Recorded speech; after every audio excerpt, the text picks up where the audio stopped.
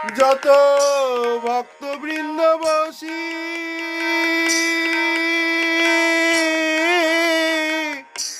অধিকারী দেখে নাম বেছেছে দরকশি।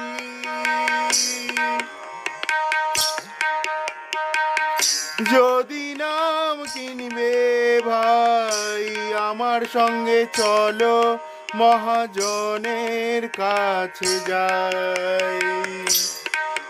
যত ভক্তবৃন্দ বসি অধিকারী দেখে নাম বেছেছে দরকশি।